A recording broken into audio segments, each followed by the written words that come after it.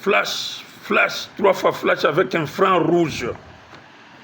Les défenseurs, le numéro 5 dans le carré du chef de l'État, son Excellence Antoine Félix Tshilombo Tshisekedi, président de la RDC, notre cher président, mon président à moi, que je défends dans sa surface sur sa vision agissante pour la RDC, notre pays. L'homme Obama Mavouba, qui n'a pas peur de qui que vous soyez. Moi, je n'ai pas peur dans mes droits, qui que vous soyez. Je respecte celui qui me respecte. Celui qui est dans les normes, je le respecte. Vous êtes dans les désordres, je ne vous respecte pas. Parce que je suis dans la vision du chef de l'État et c'est la justice, l'État des droits. Je ne peux pas être, comment dirais-je, je ne peux pas être un peureux. Non. Moi, je n'ai pas peur. Premièrement, de la mort. Deuxièmement, de mes droits. Si je suis dans mes droits, je revendique. Qui que vous soyez, en tout cas, je suis prêt, je vous dis que de me sacrifier et d'être avec vous. Je vais aller là où vous allez m'amener. Chef de l'État, bonjour. Excusez-moi de cette avance-là. Excellence, cher président de la République, le seul et l'unique que moi je défends. Je ne suis pas un magistrat ni un corps judiciaire, non. Mais je suis dans la vision du chef de l'État sur notre constitution parce que ça nous permet, aux articles 63, un Congolais qui est clair comme moi, de défendre la vision de notre chef de l'État selon la Constitution. Et j'ai droit à la parole pour m'exprimer de ce qui ne va pas dans mon pays et surtout quand il y a des désordres communs, il y a des M23 dans notre gouvernement, partout dans les institutions ici. Que ce soit dans la magistrature, il y a des magistrats M23. Donc c'est partout. Dans l'armée, n'en parlons même pas. Nous avons des preuves, vous avez...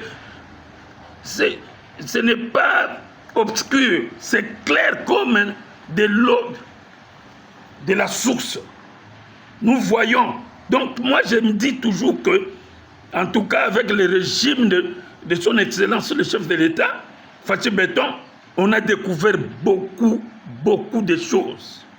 Beaucoup de rebelles, beaucoup de sanguinaires, de tueurs, de kidnappeurs qu'on n'a pas vus. Ils s'escamotaient, mais aujourd'hui ils sont dehors.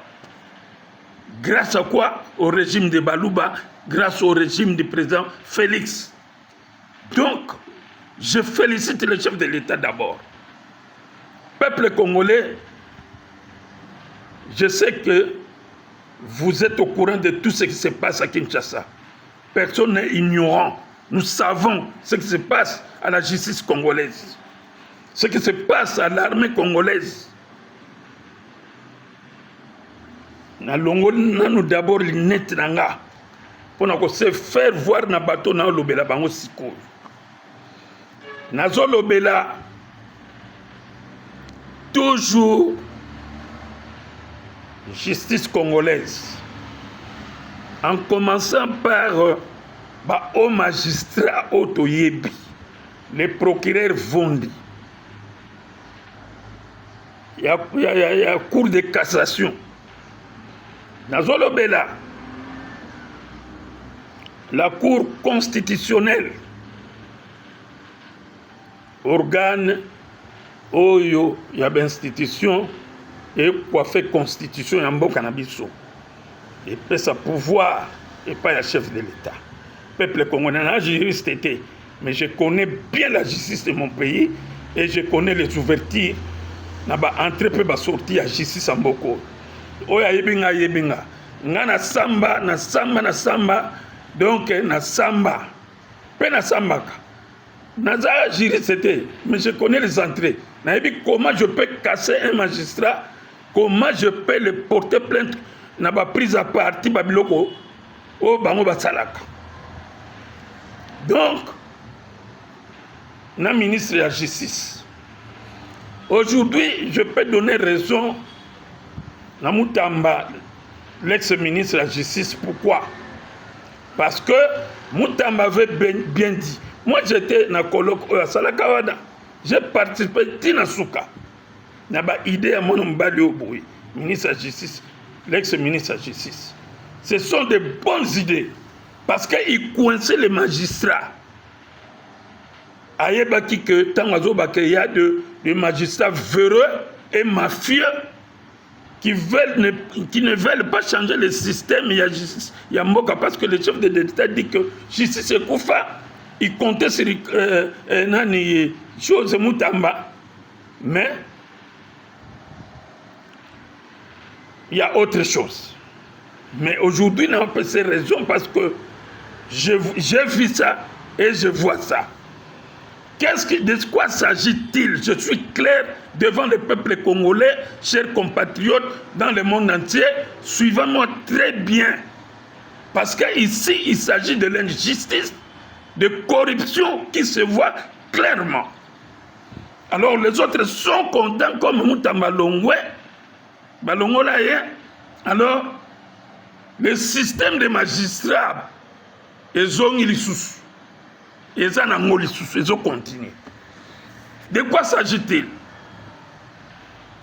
Je crois que le parquet général de la République n'a dossier nangai na monsieur Kassongo général et la police ou à sali 18 ans na Kanambe azana bavi rebelle ya grave. Moi qui vous parle, le monsieur le général là Kassongo azana mbongo nanga $10,000 toketo de guerpir nandako lelo to considérer que alobi ndako l'état congolais. OK. Tokena yé to de guerpir mutavande nandako l'état congolais. Ba pesinga ba PV na signé na ba clé. A pesinga ba policier ba vandi wana 15 jours, 20 jours, 30 jours 3 mois. Na réflexionner ndako d'engager mis ma mère là dedans. Aye na ba sodane na butu na mukutu na banani ba tete kabo na senes kuna ba enleva ngai. Je suis le premier kidnappé ya Kassongo ngai mavuba Obama ba kidnapper avec 5 jeep ba ke ba beti nga biloko ba betanga ba arme course arme ba kase na kufi nzokande mokonzi molimo za Yesu après avoir été filmé. Na porta mutuana plainte contre tuerie nangai, enlèvement. Na auditorat jusqu'aujourd'hui na samba malamoko sur 7-5 plaintes comme ça. Kassongo qui se prend toujours au-dessus de la loi na mbokoyo, il manipule justice congolaise. Boyebi makamuka songo salaki ya ba kidnapper na ko tap na ba image pona tindela kipe yango bana wana basamba ba OPJ ya Kassongo baza magistrat zo sambisa bango. Est-ce que zalaka na mboko e salama bongo soki bana wana basase wana o ya format ba ko ne ko kata ba re bato ba biloko bato.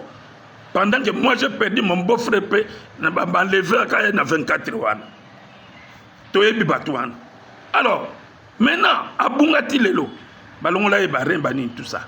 Alors, maintenant, Kassongo, avec ces histoires-là, Azaki appuyé na ba magistrat, ba konana bango, ba sita même yé, mais à comparer Lelo, Kassongo, Yewana Zotamulana, des étoiles. On dirait un vrai général. Or qu'un général fabriqué, d'abord Moukala, il y a Tatoyo, na GB1. Je connais la vie de ce monsieur. ngana opese ba $100 na ngai botuna ye. Donc ce qui n'appelle pas nanga spoliateur bandaku yé un général comment soi-disant aza bandaku ebele et puis c'est vrai azwa mbongo wapi na salaire nini na musala nini na bandaki kosala bana no basita ye nomema akimisa mosusu. Alors maintenant Kassongo monsieur la justice, Cour de cassation, Cour constitutionnelle et ministre de la justice, qu'est-ce qui se passe avec les dossiers Kassongo? Kassongo to DGP ngana occupé ndako yaye a violé ba nièce nanga mama nanga wa botanga akufa na tiango partout na ba YouTube eketi poto partout ba bike mère nanga akufa ba violé et pas Kassongo Sylvano wana. Alors j'ai ouvert un dossier dans le parquet général à Gombe. Kassongo comme il se promène là, c'est un prévenu. Prévenir. Ça, ce n'est pas Mavouba qui est magistrat. La preuve est là. Prévenir. RMP 6766. Parquet général 023 Gombe 2023. Bon. Magistrat, avocat général, va transmettre na auditorat. J'ai l'honneur de vous transmettre sous pli, disposition compétence de 1 à 54 le dossier judiciaire ouvert à mon office sous RMP 67 PG 2023 à charge du prévenu Kassongo Sylvano Kitenge, poursuivi de brise de scellé d'occupation illégale d'infraction punie par la loi. Yo lelo magistrat ya parquet général nayebi kombo na yo magistrat wana nayebi yo kokopera na Kassongo yo osali avis de recherche pour na Mavouba Kassongo ko fundanga pa na yo. Mais je regrette beaucoup, monsieur le magistrat. Maintenant, au fond, on a pris à partie, même pas une invitation, une invitation, je suis connu, dans une adresse fixe, au Yanga, Yabanda Konanga, ni invitation au Sali avis de recherche. J'ai tous les éléments. Kakabato Yopesi, Kakabato Anande, Baye Pananga. Parce que Kassongo, c'est un grand corrupteur. C'est-à-dire, au monde biloko yo, au salaka nabaki na perwana, au ban bazao kini na pebat. Donc na moni ke yo posa na kata groupe wana. C'est-à-dire, bo traiter na Kassongo, bo sale loko na avis de recherche, bo kangi mutu ale, au tini na prison. Hein? Monsieur le magistrat, na yebi komo na yo, j'ai regretté beaucoup de temps on a moni bulletin avis de recherche na yo wana. Na regretté parce que ce n'est pas toi qui dois faire ça. Un dossier qui est déjà dans le parquet général, mais sur le progrès général. Suivre les magistrats, les avocats généraux, ils font n'importe quoi. Monsieur, comment les magistrats, il y a parquet, il y a vu des recherches pour Obama Ngai.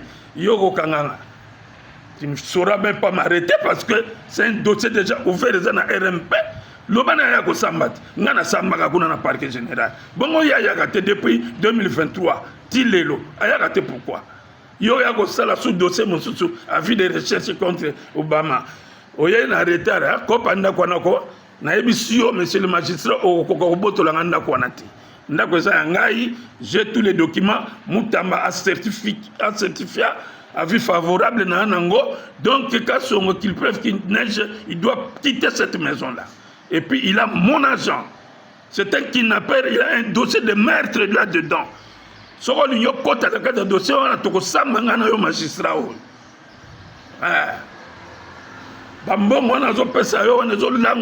Tu fais des avis de recherche, il y a Zoba, qui n'a pas de sens. Le dossier est transmis dans l'auditorat.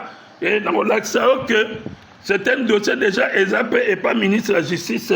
Nous avons accusé de réception à ministre de la Justice est au courant de ce dossier-là.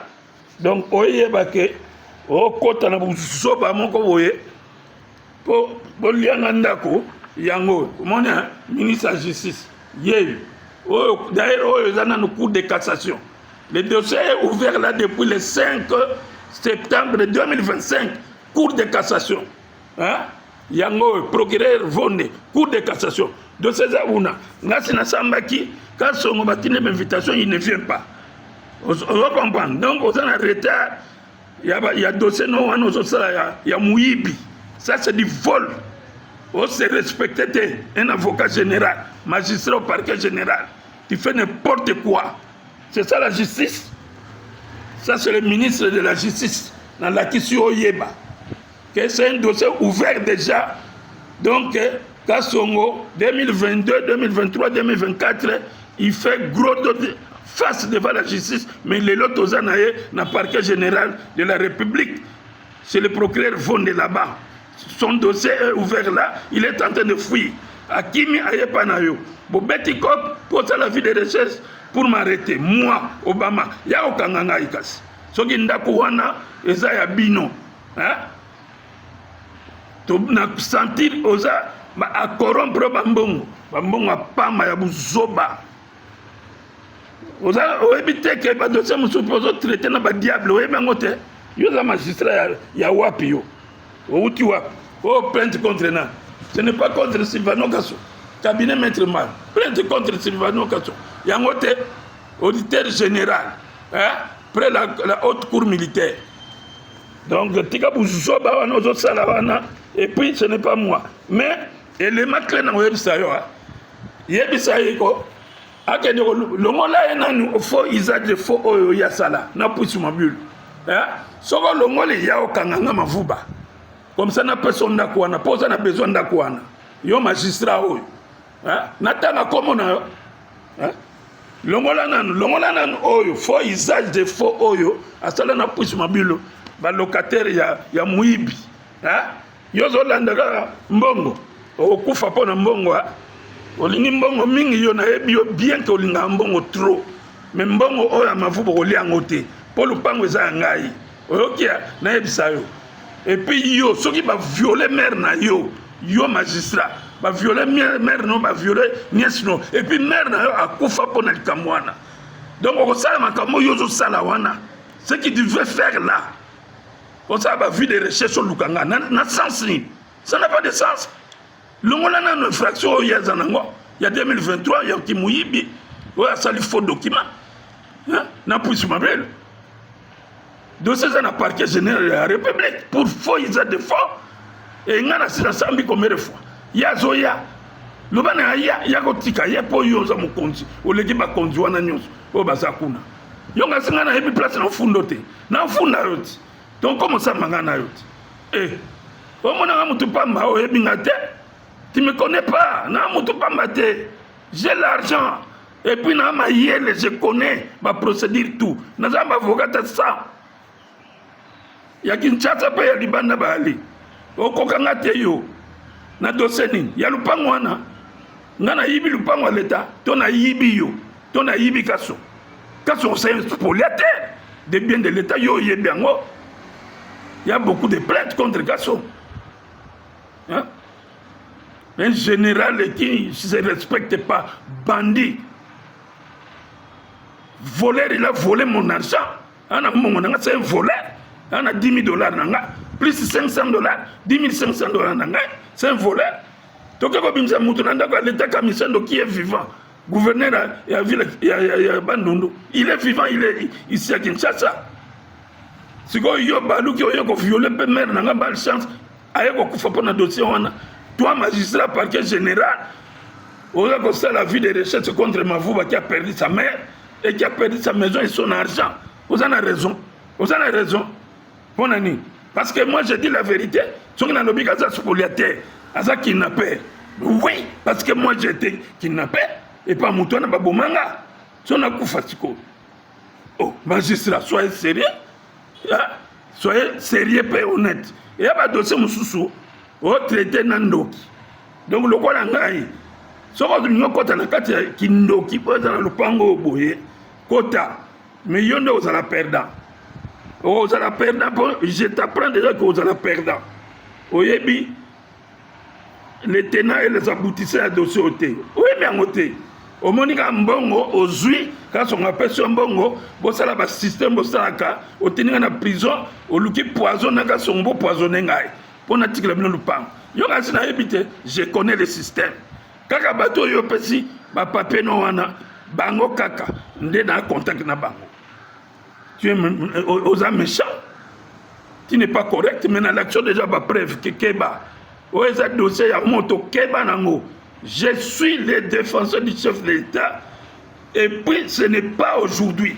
J'ai fait plus de 5 ans pour défendre la cause du chef de l'État. Dans l'intervention, pour neutraliser Bakanambe, Bakabila, Nanga. Tu ne me suis pas. Tu allais avoir des réserves. Mais la justice nous attend. Venez au parquet général de la République. Boya ko contredire nga na ba faux documents, faux usage de faux. Venez chez le ministre de la Justice qui est au courant de mon dossier et qui connaît bien mon dossier. Ose de faire des bêtises, tu verras. Advienne que pourra.